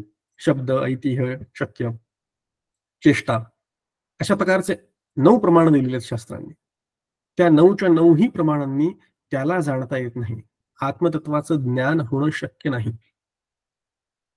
का शक्य नाही? का कळत नाही? असं का होतं की त्याला नाही जाणता येत? त्याचं मुख्य कारण आहे अज्ञान. अज्ञान. अहम अहम असा जो अहंकार आहे ना, तोच त्याचं स्वरूप आहे. हे अज्ञानाचं स्वरूप आहे. आणि अहंता गुणे कल्पिता ही कळेना, समर्थ रामदास स्वामी म्हणतात. अहंता म्हणजे काय? अहंकार म्हणजे काय? अहंता म्हणजे मी आणि माझं. मी मी मी, माझं माझं माझं, अशा पद्धतीने जे आपण विचार करतो. मगाशी आपण इदंतेचा विचार केला. इदंता म्हणजे हा ही हे, त्याचा विचार केला. त्याने जगाची प्रचिती येते, सगळ्याची प्रचिती येते. पण त्याचबरोबर त्या इदंतेच्या बरोबर आपली अहंता त्याला चिकटते आणि आपण त्याच्यात आसक्त होतो. इदंतेमध्ये हे असं आहे, हे असं आहे, हे असं आहे, ते असल्याने काही फरक पडत नाही. तो तिथे डोंगर आहे, तो तिथे डोंगर असल्याने मला काही फरक पडत नाही. ते तिथे बाजूला दुसरी एक मोठी बिल्डिंग आहे, ती बिल्डिंग असल्याने मला काही फरक पडत नाही. पण ह्या बिल्डिंग मध्ये जेव्हा मी बघतो आणि त्या बिल्डिंग मधला हा ब्लॉक, हा फ्लॅट माझा आहे असं जेव्हा म्हणतो, त्यावेळेला तिथे माझं पण येतं, तिथे अहंता चिकट. लक्षात घ्या. म्हणून इदंतेचा काही तसा फरक पडत नाही. इदंता आहे तशीच आहे सगळी. पण त्या इदंतेमध्ये अहंताची मिसळ होते, अहंता येऊन चिकटते आणि अहंता येऊन चिकटल्याबरोबर मग तिथे आसक्ती निर्माण होते.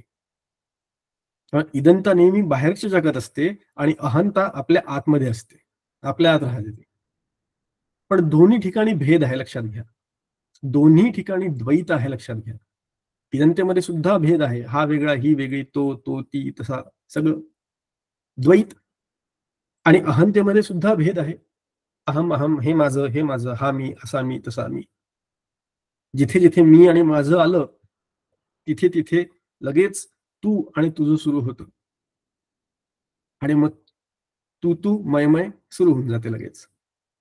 म्हणून अहंकाराचा निर्मिती झाल्याबरोबर काय गडबड होते बघा, द्वैत निर्माण होतं. द्वैत निर्माण होतं. आणि जिथे द्वैत निर्माण होतं तिथे भेद निर्माण होतो. जिथे भेद निर्माण होतो तिथे तुलना, स्पर्धा, प्रतिक्रिया, क्रिया प्रतिक्रियांचा खेळ, आणि मग तिथे दुःख निर्माण होतं. आणि जिथे दुःख निर्माण होतं तिथे सुख समाधान काही राहतच नाही. म्हणून द्वैत जिथे निर्माण होतं तिथे अद्वैत हरवलेलं असतं. म्हणून इदंता आणि अहंता. मग इदंतेसी वाळले, जे मी पणविन डहारले, ते रूप पाहिजे आपले आपणची, असं माऊली म्हणते. आपणच आपलं रूप कसं पाहिलं पाहिजे, कशा पद्धतीने पाहिलं पाहिजे, जे इदंतेसी वाळले, जे इदंतेपासून निघून गेलेलं आहे. सगळेच्या सगळे दृश्य पदार्थ अत्यंत निवृत्त करून टाकलेले आहे. मीपणा विन डहारले म्हणजे मीपणा तिथे अजिबात नाही. अहंकार जिथे अजिबात नाही, तिथे जे आनंद स्वरूप प्रगट झालेलं, डहारले म्हणजे खुललेलं, पसरलेलं, असं जे ते रूप आहे माझं आनंदमय स्वरूप, ते मीपणामुळे, मीपणा विण डहारले, मीपणाला सोडून ते आपल्याला जाणून घ्यायचं आहे. पण अहंकार आपल्या खऱ्या देवाच्या शोधाकरता, खऱ्या देवाच्या शोधामध्ये आड येणारी जर का कुठली काही गोष्ट असेल, तो आपला अहंकार, आपला अभिमान, ही एवढी एकच गोष्ट आपल्या आणि त्याच्यामध्ये आड येते बघा. ही जी अहंता आहे, समर्थ रामदास स्वामी म्हणतात, अहंता मनी पापणी ते नसू दे, अहंता गुणे कल्पिताही कळेना. त्या अहंकारामुळे काय होतं, कितीही कल्पना केली तरी काही कळणार नाही. अहम अहम अहम अहम अहंकार इति अहंकार. हा अहंकार कसा आहे, सतत अहम अहम करणारी ही जी वृत्ती आहे, मी करणारी, त्याला अहंकार असं म्हटलेलं आहे. हा अहंकार पृथ्वी तत्वाचा आहे. पृथ्वी तत्वाचा हा अहंकार, त्याचं निर्मूलन करण्याकरता तो तितकाच अत्यंत कठीण आहे. अत्यंत कठीण आहे. सगळ्यात कठीण काय असेल तर ते अहंकाराचा लय. हा अहम अहम हा दोन्हीकडे असतो. साधक आणि सिद्ध दोन्ही लोक सुद्धा अहम अहम असं म्हणत असतात.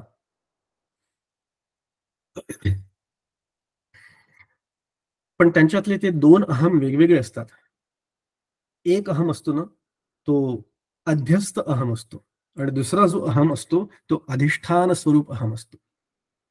लक्षात घ्या, एक अहम असतो तो खोटा असतो, तो तोतया असतो. दुसरा जो असतो तो खरा असतो, तो आत्मस्वरूप असतो.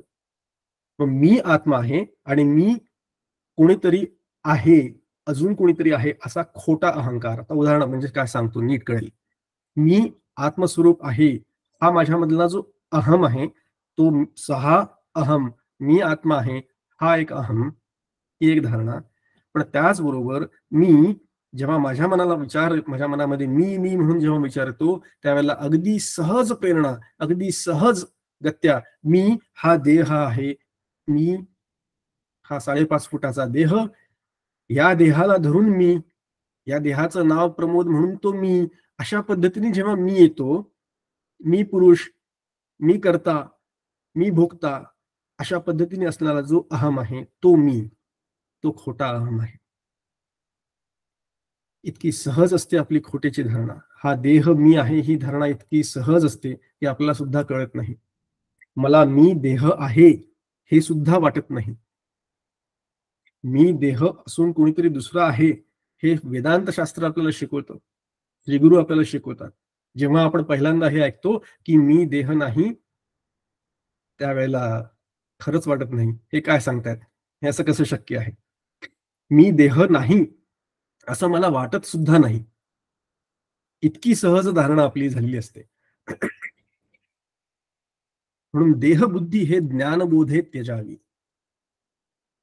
समर्थ सांगतात आपली देहबुद्धी काढून टाकायची. मी देह नाही हाच परमार्थशास्त्राचा पहिला सिद्धांत आत्मसात करायला अत्यंत कठीण, अत्यंत जड. पण मी म्हणजे देह नाही, मी आत्मा आहे, इथनच तर गाडी सगळी सुरू होते.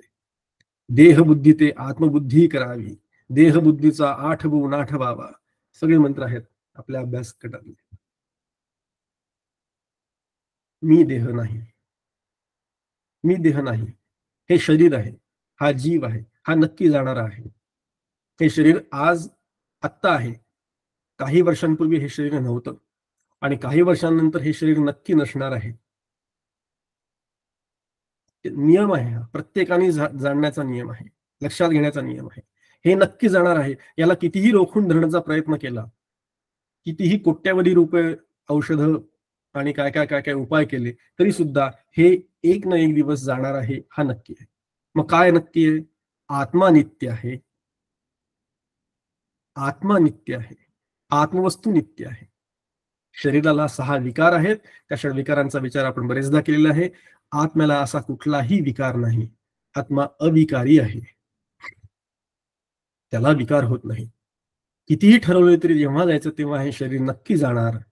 शरीर जाता कामा नये असं आपण कितीही हट्ट केला, कितीही म्हटलं, कितीही देवाच्या समोर नाक रगडलं किंवा प्रदक्षिणा घातल्या, तरी सुद्धा तो देव या शरीराला नेल्याशिवाय राहणार नाही. लक्षात घ्या. म्हणून देह मी वाटे जाणारा तो जाणावा आत्महत्यारा, असं समर्थ रामदास स्वामी सांगून ठेवतात. देह, मी अमुक, मी उंच, मी गोरा, मी बुटका, मी लठ्ठ इत्यादी प्रकारे या देहाच्या सापेक्ष असलेला जो अहंकार आहे, तो अहंकार आपल्याला छळतो. तेवढाच अहंकार नसतो, त्याच्याबरोबर अजून बुद्धीच्या सापेक्ष असलेला अहंकार असतो, बुद्धीला धरून असलेला अहंकार. मी बुद्धिमान आहे, मी मठ्ठ आहे, मला काही कळत नाही, माझ्या सगळं लक्षात राहतं, माझी स्मृती अत्यंत चांगली आहे. अशा प्रकारे बुद्धीला धरून असलेला अहंकार, तो अहंकार आपल्याला छळतो. तेवढाच अहंकार असेल तसं नाही, तर परिस्थितीला धरून असलेला अहंकार असतो. परिस्थिती, मी श्रीमंत, मी गरीब, मी मध्यमवर्गीय, मी अत्यंत हुशार, मी समाजातला कार्यकर्ता, मी कार्यालयामधला एक ऑफिसर, अशा प्रकारची परिस्थिती आहे तशी आत्ता म्हणून. रिटायर झाल्यानंतर तुम्ही कार्यालयातले ऑफिसर नसतात. आत्ता तुम्ही श्रीमंत आहात, उद्या श्रीमंत असाल की नसाल माहित नाही. म्हणून परिस्थितीला धरून असलेला अहंकार आपल्या मनामध्ये आपण जपतो, अगदी जपून ठेवतो. आणि सगळी गडबड जी आहे ती केवळ त्याचे एकमेव कारण म्हणजे हा अहंकार आहे. इथपर्यंत असलं तर ठीक होतं हो. परमार्थामध्ये साधक परमार्थाला धरून सुद्धा परमार्थाला सापेक्ष अहंकार जपतात. मी साधक, मी उपासक, मी व्रतस्थ, मी योगी, मी संन्यासी, मी दासबोधाचा अभ्यासक, मी चिंतनशील, मी प्रवचन करणारा, मी नामस्मरण करणारा. हा सुद्धा एक अहंकारच आहे. हा सुद्धा एक अहंकार आहे. अहंकाराचा विस्तार अत्यंत प्रचंड आहे, अत्यंत प्रचंड आहे. हा अहंकार सगळं व्यापून टाकतो. या अहंकाराने सगळं जगत व्यापलेलं आहे. या अहंकाराने सगळं जगत व्यापलेलं आहे. म्हणून समर्थ म्हणतात, स्वरूपी उदयला अहंकार राहो. या स्वरूपामध्ये उदयाला आलेला अहंकार त्यांनी सगळं हे व्योम व्यापून टाकलेलं आहे, अंधकार करून सोडलेला आहे. कारण हा जो स्वरूपाला उदय आलेला जो अहंकार आहे तोच अज्ञान म्हणून आहे. हा जो पहिलं जे अहम ऐसे जे स्फुरण ते मायेचे लक्षण. हा पहिला जो अहम अहम अशी चित्तवृत्ती बघा, हा अहंकार आपल्याला कधी नसतो. गाढ झोपेमध्ये हा अहंकार आपला शांत झालेला असतो. अहंकाराशिवाय सुद्धा राहता येतं हे लक्षात आणून देण्याकरता म्हणून हा दृष्टांत, म्हणून हा विचार आहे. गाढ झोपेमध्ये तर काय, गाढ झोपेमध्ये आपला अहम अहम अशी जी स्मृती असते ती सुद्धा शांत झालेली असते, ती वृत्ती सुद्धा शांत झालेली असते. इथे पुरुष पुरुष राहत नाही, स्त्री स्त्री राहत नाही, राजा राजा राहत नाही, चोर चोर राहत नाही. अशा प्रकारचे उपनिषदातले मंत्र आपल्याला सगळ्यांना माहिती आहे गाढ झोपेमध्ये. पण ज्या क्षणी जागृती अवस्था आहे, ज्या क्षणी पहिला उठल्यानंतर पहिला विचार येतो, मी कोण, अरे मी, हा मी कुठे आहे, मी कोण आहे, हा मग मी पुरुष आहे, मी अमुक अमुक ठिकाणी राहणारा आहे. अशा पद्धतीने सगळं जगत परत भासमान व्हायला लागतं. हा आता किती वाजले, सकाळचे 6 वाजले, हा आता दिवस झाला, उठायला पाहिजे. काल सुरू होतो, जगत सुरू होतं, देश कुठला आहे ते कळतं. म्हणून ज्या क्षणी ज्या वेळेला अहम जागृत होतो त्यावेळेला देश काल आणि वस्तू यांचा परिचय सुरू होतो. तोपर्यंत अहंकार शांत असतो, तोपर्यंत हे सगळं मावळलेलं असतं. म्हणून अहंकार जिथनं सगळं सुरू झालं, त्या जगाची सुरू जिथनं झालं त्याचं मूळ असलेलं कारण ते अत्यंत शुद्ध परब्रह्म तत्व होतं. त्याच्यामध्ये हा असा एक स्फुरण, एकोहम बहुश्याम असं स्फुरण झालं. मी एक आहे आणि मी बहु व्हावं असं स्फुरण तिथे झालं. आणि त्या स्फुरणामुळे हे सगळं सुरू झालं. ह्याच अज्ञानाने, याच अहंकाराने सगळं जगत व्यापून राहिलेलं आहे. आणि हेच अज्ञान, हाच अहंकार आपल्याला आपल्या आत्मस्वरूपापासून दूर ठेवतोय. एक प्रकारचा पडदा त्यांनी आपल्या आत्मस्वरूपावर घातलेला आहे. एक प्रकारच्या पडद्यामुळे आपल्याला आपलं स्वरूप आपण जाणू शकत नाही, कारण त्याच्यावर अहंकाराचा पडदा आहे. म्हणून समर्थ म्हणतात, वसेना दिसेना जगी मीपणासी. मीपणा जिथे आलेला आहे तिथे मला दिसत नाही, नीट कळत नाही, मी माझं मन तिथे स्थिर होत नाही, मला माझ्या स्वरूपाचं ज्ञान होत नाही. कसा विचार करतोय आपण, खऱ्या देवाचा शोध, त्याच्यामध्ये निराभास निर्गुण ते आकळेना चाललाय विचार आपला. जे तत्व आहे, जे निराभास आहे, त्या निराभास शब्दांनी समर्थ रामदासांनी सगळ्या प्रकारची संकल्पना आपल्या समोर ठेवलेली आहे. हे तत्व कसं आहे, पुढच्या शब्दामध्ये ते निर्गुण तत्व आहे असं म्हणतात. निराभास निर्गुण ते आकळेना, नाही समजत. कशामुळे, अहंकारामुळे. मग निर्गुण तत्व म्हणजे काय, गुण सगळ्यांना माहिती आहेत, सत्व रज तम हे गुण, 3 गुण. ते जे 3 गुण असतात ते कोणाच्या आधारे राहतात, ते जीवाच्या आधाराने राहतात. 3 गुण हे जीवाच्या आधाराने राहतात. आणि जीव जो असतो तो शरीराच्या आधाराने राहतो. म्हणजे आता जे गुण आहेत ते गुणीच्या आधाराने म्हणजे जीवाच्या आधाराने म्हणजे शरीराच्या माध्यमातून शरीराच्या आधाराने राहतात. जिथे जिथे गुण असतात तिथे तिथे शरीर असलं पाहिजे. कारण शरीराची निर्मिती झाली आहे, शरीराची स्थिती आहे आणि शरीराचा लय होणार आहे. म्हणून उत्पत्ती, स्थिती आणि लय हे तीनही गुण तिथे त्या शरीराला आहेतच.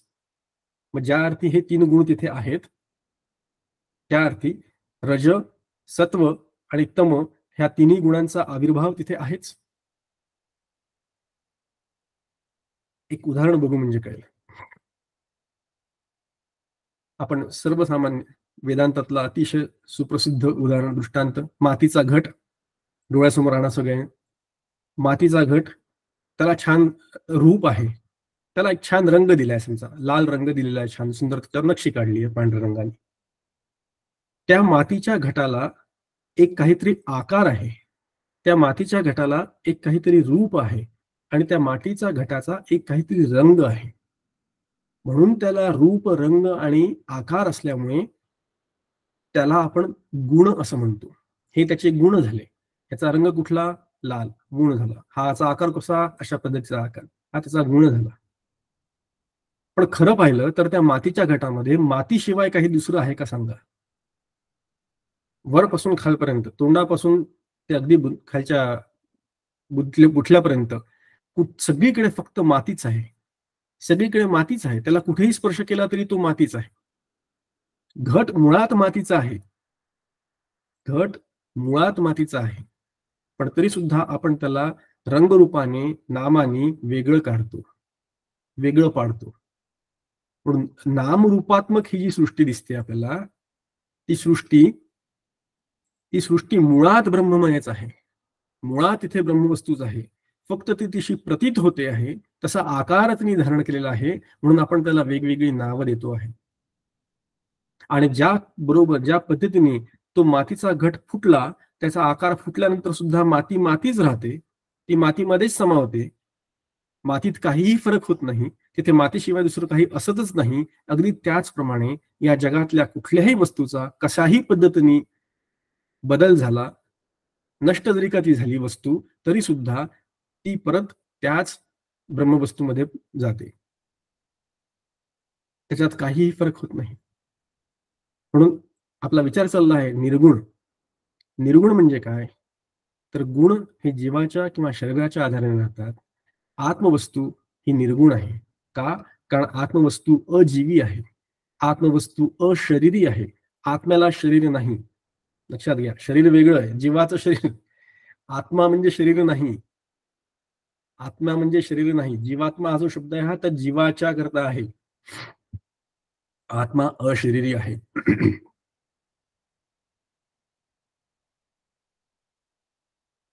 आत्मा अशरीरी आहे म्हणून तो निर्गुण आहे. आत्मा अविकारी आहे म्हणून त्याला कधीही कुठल्याही प्रकारचे विकार होत नाहीत, कुठल्याही प्रकारचे विकार होत नाहीत. म्हणून समर्थ रामदास स्वामी म्हणतात, तुटेना फुटेना कदा देव राहणा, असं त्याचं वर्णन त्यांनी केलेलं आहे. का? नाही तुटत, नाही फुटत. फुटेल काय, तुटेल काय? ज्याला आकार आहे ते फुटेल, ज्याला काहीतरी आकार असेल ते तुटेल. पण ज्याला आकारच नाही, जे मुळात सगळीकडे व्यापून आहे, ज्याला कुठे जायची, यायची, आणण्याची, घेऊन जाण्याची गरज नाही, अशा पद्धतीने परिपूर्ण व्यापक जे आहे, त्याला फुटण्याचंही काही कारण नाही, तुटण्याचं सुद्धा काही कारण नाही, त्याच्यावर कुठल्याही प्रकारचा विकार होत नाही, असा हा निर्गुण आत्मा आहे.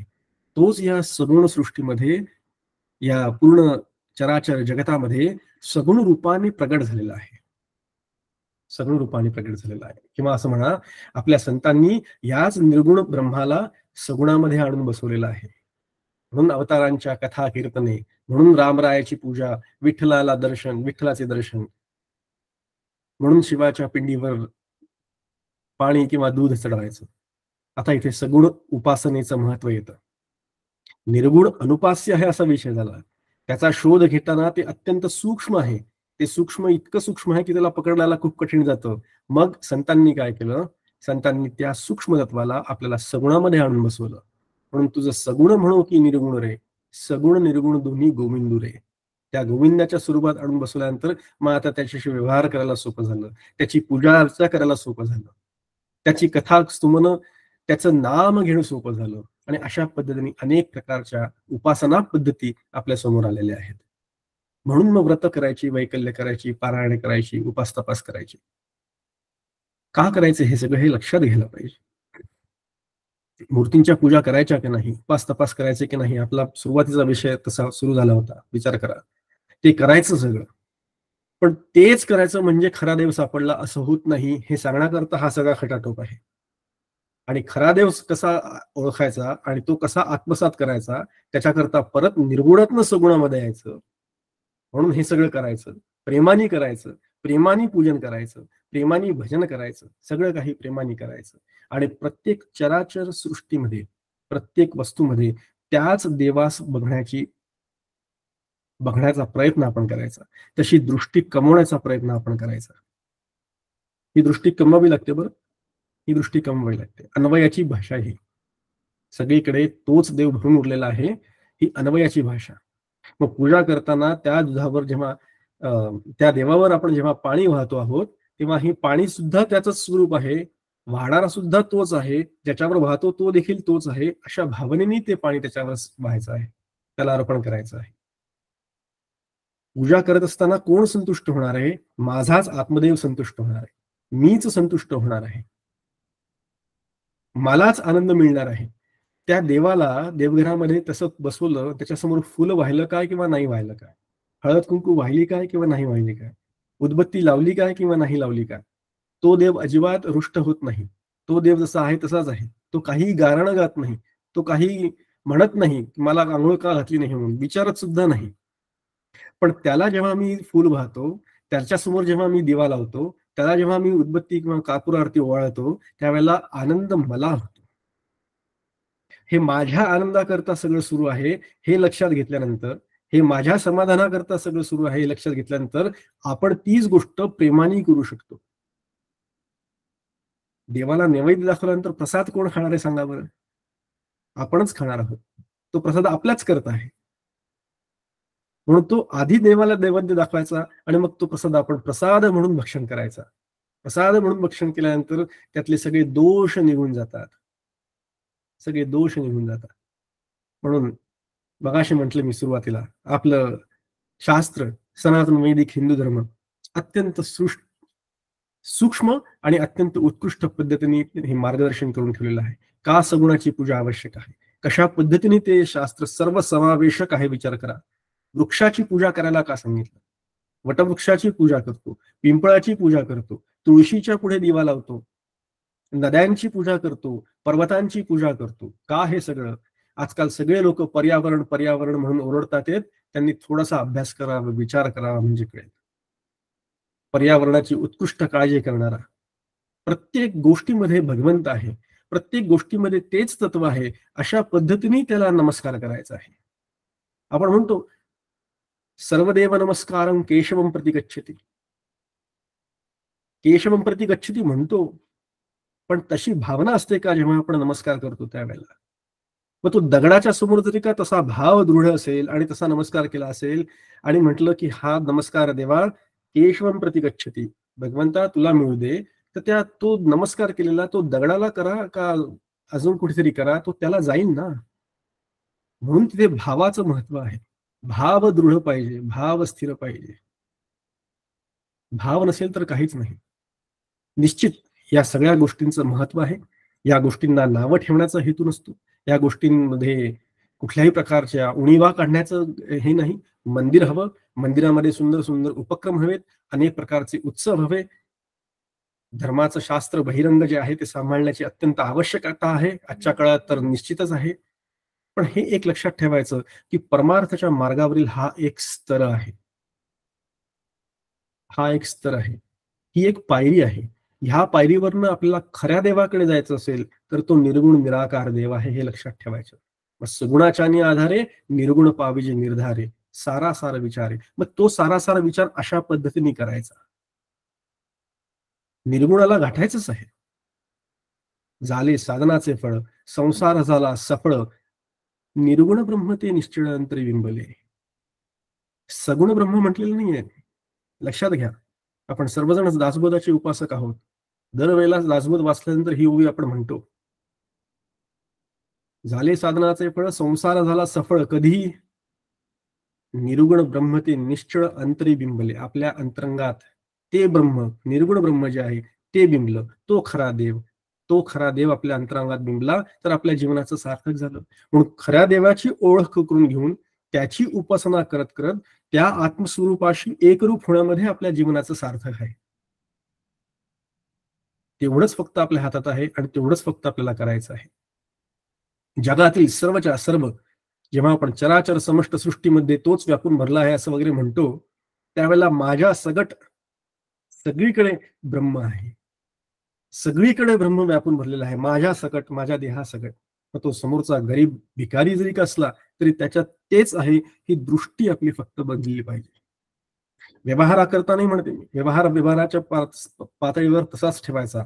मी पारमार्थिक पातळीवरचा विचार सांगतोय. पारमार्थिक सत्तेमध्ये सर्वम खलविदम ब्रह्म ही भावना मनामध्ये रुजली पाहिजे. ज्या वेळेला आपण ज्या ज्या स्थळी हे मनजाय माझे, त्या त्या स्थळी हे निजरूप तुझे, मी ठेवितो मस्तक ज्या ठिकाणी, तेथे तुझे सद्गुरु पाय दोन्ही. हा विचार जेव्हा येतो त्यावेळेला माझं मस्तक जिथे आहे तिथे सद्गुरूंची भावना होते का? आपण श्लोक म्हणून जातो, खूप पाठांतर छान जोरात म्हणायचा श्लोक आणि पुढे जायचं, पण तसं खरंच आपला भाव तिथे असतो का? प्रत्येक वेळेला आपण नमस्कार करतो त्यावेळेला हरिओम तत्सत म्हणतो, भगवंताचा विचार येतो की नाही मनामध्ये? आपले श्रीगुरु आठवतात का? आपलं आराध्य दैवत आपल्याला आठवतं का? म्हणून अशा पद्धतीने निर्गुणात असलेला हा जे निराभास असलेलं हे जे तत्व आहे ते अहंकाराचा छेद देत, अहंकाराला बाजूला काढत सगुणाच्या उपासना पद्धतीमध्ये आपल्याला आणून ठेवलेलं आहे. म्हणून जेव्हा तुकाराम महाराज म्हणतात, कासयाने पूजा करू केशी राजा, हाची संदेह माझा फेडी आता, त्या अभंगामध्ये सर्वात शेवटचं चरण तुकाराम महाराज म्हणतात, तुका म्हणे मज अवघे तुझे नाम, तुका म्हणे मज अवघे तुझे नाम, धूप दीप राम कृष्ण हरी. मग आता फक्त तुझं नाम तेवढंच माझं आहे, तेवढंच मला साधायचं आहे. माझ्याकरता धूप आणि दीप हे सुद्धा रामकृष्ण हरी आहे. नामे स्नान, नामे संध्या, नामे क्रियाकर्म, त्याचा भवश्रम निवारिला. काय सुंदर ओळी आहे. नामामध्येच सर्व काही आहे. सगुणाचं वैभव हे आहे, नाम उपासनेचं वैभव हे आहे. तुम्ही नाम घ्या, प्रेमाने घ्या, मनापासून घ्या, भावानी घ्या. आतमध्ये चित्तामध्ये दृढ भाव आणि अत्यंत प्रेम असेल तर त्या नामाचा जरूर परिणाम होतो आणि मग खरा देव आपल्याला आकळायला येतो. जगी थोरला देव तो चोरला असे, गुरु बिन तो सर्वथाहीन दिसे. म्हणून श्रीगुरूंचं महिमान, श्रीगुरूंचं वर्णन इथे आता पुढच्या काही मंत्रांमधून येणार आहे. गुरु शिवाय ते दिसत नाही, गुरुला शरण गेल्याशिवाय हे कळणार नाही. कारण श्रीगुरु अशा पद्धतीने मार्गदर्शन करतात. श्रीगुरु अशा पद्धतीने खऱ्या देवाचा पर्यंत कसं पोचायचं तो विचार शिकवतात, तो विवेक शिकवतात, तो विवेक कसा जागृत करायचा हे शिकवतात, ते वैराग्य कसं दृढ करायचं हे शिकवतात, ती श्रद्धा कशी बळकट करायची हे शिकवतात, ते मुमुक्षुत्व कसं स्थिर करायचं हे शिकवतात, त्या अहंकाराचा कसा नाश करायचा ते शिकवतात. म्हणून श्रीगुरूंच्या चरणावर नमस्कार करायचा असतो. आपला अहम तिथे विसावला पाहिजे, आपला अहंकार तिथे मावळला पाहिजे. त्याचं ज्ञान तुम्हाला भरपूर आहे, अनेक प्रकारचे ग्रंथ पडलेले असतात, सगळं काही वाचून मला शिकू शकतो मी ते, पण तेवढ्याने आपलं काही कल्याण होत नाही. कितीही पुस्तकं वाचली तरी आत्मतत्वाची प्राप्ती होत नाही. श्रीगुरूंच्याकडे शरणागत गेल्याशिवाय ब्रह्मतत्वाची प्राप्ती कधीही होत नाही. म्हणून श्रीगुरूंची कास धरायची. गुरुबिन ज्ञान नाही उपजे, गुरुबिन मिलेन मोक्ष. गुरुबिन ज्ञान न उपजे, गुरुबिन मिलेन मोक्ष, गुरुबिन लखेन सत्य को, गुरुबिन मिटेन दोष. अशा पद्धतीने वर्णन केलेलं आहे. असो जयासी मोक्ष व्हावा, तेने सद्गुरु करावा, सद्गुरु विण मोक्ष पाहावा, हे कल्पांती न घडे, कल्पांताही न घडे. सद्गुरूंशिवाय मोक्ष मिळणार नाही. मोक्ष प्राप्ती, खऱ्या देवाचा शोध, खऱ्या देवाची प्राप्ती आपल्याला सगळ्यांना प्राप्त व्हावं, अशा प्रकारची मागणी आपण प्रभू श्री रामचंद्राकडे, सद्गुरू समर्थ रामदास स्वामींकडे करू आणि आजच्या चिंतनाला इथेच विश्राम देऊ. झालेली सेवा श्री सद्गुरूंच्या चरणी अर्पण करतो आणि थांबतो. जय जय रघुवीर समर्थ सद्गुरुनाथ महाराज की जय. हरिओम तत्सत. हरिओम तत्सत.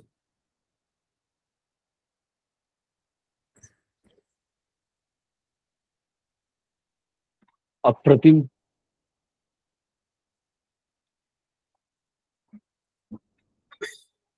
खऱ्या देवाचा शोध घेणं म्हणजेच मोक्ष प्राप्ती. आणि हे साध्य करायचं असेल तर श्री गुरूंशिवाय पर्याय नाही. श्री गुरूंचं महत्व अनन्यसाधारण आहे.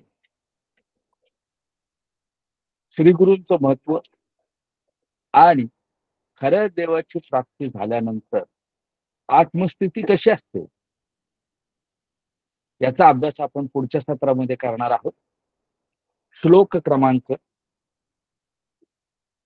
180 ते 193 असा एक मोठा संच आपण अभ्यासणार आहोत. त्याची माहिती लवकरच आपण समूहावर देऊया. एक 8-9 मिनिटं आपल्याकडे आहेत. आजच्या झालेल्या विवेचनावर जर कोणाला काही प्रश्न विचारायचे असतील तर अवश्य विचारा. पुढील काही वेळासाठी आपला समूह सर्वांसाठी खुला असेल. आपण व्हॉट्सअपच्या माध्यमातूनही नंतर प्रश्न विचारू शकता, परंतु आत्ता थोडा वेळ आहे. जर कोणाला प्रश्न विचारायचा असेल तर स्वतःला अनम्यूट करा, प्रश्न विचारा, म्यूट करा, म्हणजे आचार्यांचा आवाज आपल्याला व्यवस्थित ऐकायला येईल.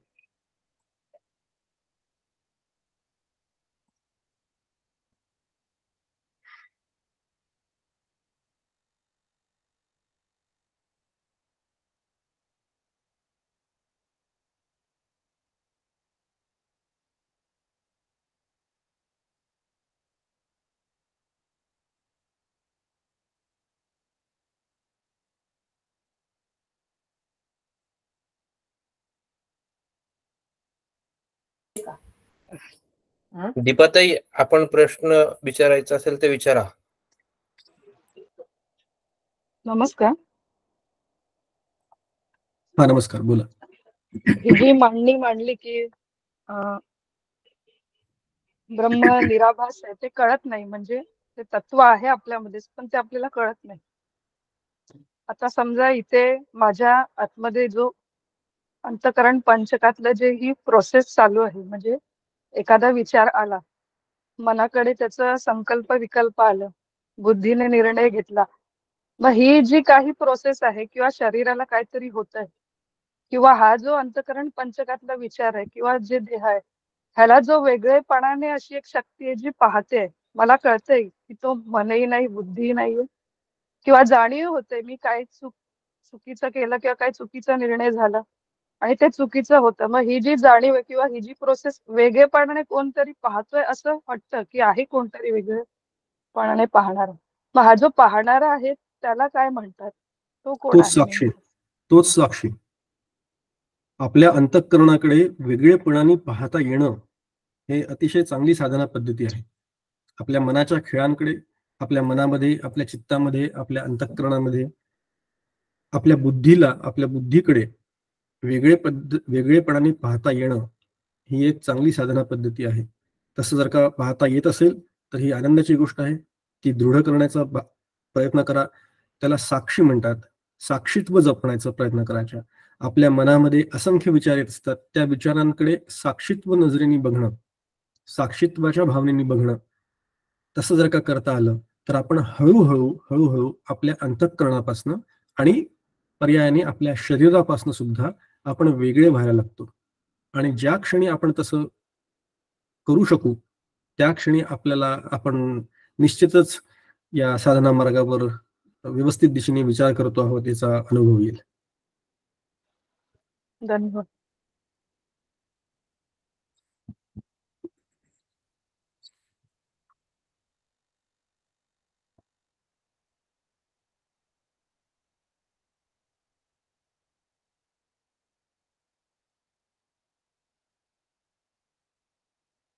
अजून काही कोणाला प्रश्न आहेत का?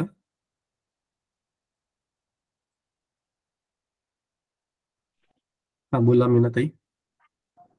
प्रमोद दादा, आपण म्हणालात की मी हे शरीर नाही, मी हा देह नाही, पण मी हा आत्मा ही अहंता नाहीये का? आहे सूर्यकल्पना 2 रुपये आली असा जो श्लोक आलेला आहे आपल्या गटामध्ये. एक आहे अविद्या, एक आहे सुविद्या आणि एक आहे कुविद्या. अशा प्रकारे 2 संकल्पना आहेत असं समर्थांनी सांगून ठेवलेलं आहे. तो मंत्र, तो श्लोक आपण आज तिथपर्यंत नाही गेलो, पण याच गटामध्ये आलेला आहे. सांगू का तुम्हाला कुठला श्लोक आहे तो? स्वरूपी उदेला अहंकार राहो, तेने सर्व आच्छा दिले व्योम पाहो. दिशा पाहता ते निशा वाढत आहे, विवेके विचारे विवंचुनी पाहे. त्याच्या आधीचा नाही, त्याच्या आधीचा त्याच्या आधीचा स्फुरेविषयी स्वरूपे कल्पना ते अविद्या. हा, स्फुरे विषयी कल्पना ते अविद्या, स्फुरे ब्रह्मरे जाण माया सुविद्या. मुळी कल्पना 2 रुपये तेची झाली, विवेके तरी सस्वरूपी मिळाली. आता हा जो श्लोक आहे याच्यामध्ये तुम्ही जे म्हणालात मी शरीर आहे, मी शरीर आहे, ही एक कल्पना झाली. ही अविद्या कल्पना आहे, ही चुकीची कल्पना आहे. ही आपल्याला जिथे जायचंय तिथे घेऊन जात नाही, ती विसंगत आहे. याच बरोबर दुसरी एक कल्पना आहे, मी आत्मा आहे. आता तुम्ही म्हणालात की मी आत्मा आहे ही सुद्धा कल्पनाच नाही का? बरोबर, पण ही सुविद्या आहे, अच्छा. ही सुसंगती आहे, ही संवादी कल्पना आहे. आणि ही संवादी कल्पना आपल्याला तिथे जिथे घेऊन जायचं तिथे घेऊन जाईल आणि तिथे नेऊन पोहोचवल्यानंतर ती कल्पना सुद्धा मावळून जाईल. मी ब्रह्म आहे, मी ब्रह्म आहे. मगाशी मी उल्लेख केला होता, आपला अहंकार किती पद्धतीने काम करतो. देहाचा अहंकार, बुद्धीचा अहंकार, परिस्थिती सापेक्ष अहंकार. याच्याच बरोबर मी चौथा अहंकार पण मांडला होता, तो म्हणजे परमार्थाचा अहंकार. मी प्रवचन करतो, मी किती अभ्यास करतो, मी कसा दासबोधाचा उपासक आहे, रामाचा उपासक आहे, दासबोधाचा अभ्यासक आहे. अशा पद्धतीने जो एक अहंकार येतो तो सुद्धा एक सूक्ष्म अहंकारच आहे आणि तो अत्यंत सूक्ष्म आहे. या अहंकाराला सुद्धा ओलांडून आपल्याला पलीकडे जायचं आहे. तर सुरुवातीच्या काळामध्ये खरंय मी आत्मा आहे, सहा अहम ही सुद्धा कल्पनाच आहे, पण ही संवादी कल्पना आहे. ती धरून ठेवायची, साधना काळामध्ये ती धरून ठेवायची. एक क्षण, एक वेळ अशी येते ज्या वेळेला ती कल्पना सुद्धा मावळून जाते, जेव्हा आपण खरंच आपलं अंतःकरण त्या स्वरूपामध्ये विलीन होतं. अंतःकरण जेव्हा त्या स्वरूपामध्ये लीन होतं त्यावेळेला तिथे मी म्हणून कोणी उरतच नाही, मी म्हणून तिथे उरतच नाही. त्याला सुंदर दृष्टांत दिलेला आहे आत्मारामामध्ये समर्थ रामदास स्वामींनी, की मिठाची बाहुली सागराला भेटायला जेव्हा जाते त्यावेळेला ती मिठाची बाहुली त्या सागरामध्ये मिसळून जाते. ती मिठाची बाहुली मिठाच्या बाहुलीच्या रूपात उरत शक्यच नाही सागराला भेटायला गेल्यानंतर. अगदी त्याचप्रमाणे हे व्हायला पाहिजे आणि हे होतं. पण तरी सुद्धा 2 अहंकार सांभाळत जीवन जगावं लागतं, जगतो. आपला अहंकार तोतया अहंकार असतो. तो म्हणतो की हा देह म्हणजे मी मी मी. सद्गुरू, जीवनमुक्त, संत हे लोक हे जाणतात की हा आत्मा तो मी. त्यांचा जो खरा मी आहे तो त्यांनी ओळखलेला असतो आणि ते व्यवहाराकरता म्हणून या मीचा सहारा घेतात आणि व्यवहार करतात. आपण नेहमी या मीच्या आधाराने जगतो, जे शरीर म्हणजे मी, देह म्हणजे मी, या बुद्धीमध्ये आपण सगळेजण जात असतो. आपण खऱ्या मीला ओळखलेलंच नसतं. हा फक्त काय तो फरक आहे. अच्छा, धन्यवाद.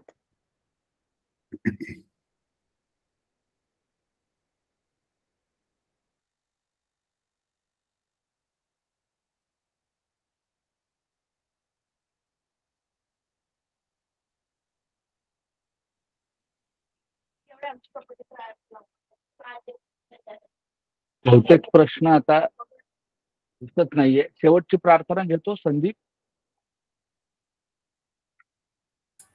संदीप नाहीये बहुतेक, मी घेतो. भावी पूर्ण कृपा गुरु मजवरी, प्रार्थित भावे तुला, वारी सर्व अरिष्ट नेऊन लया, सम्मोह जो वाढला, अज्ञानांध जनासी मुक्त करुनी, शांती पदी बैसवी, विनती हीच असे न मागत दुजी, भक्ती तुझी ही हवी. सद्गुरुनाथ महाराज की जय. जय जय रघुवीर समर्थ.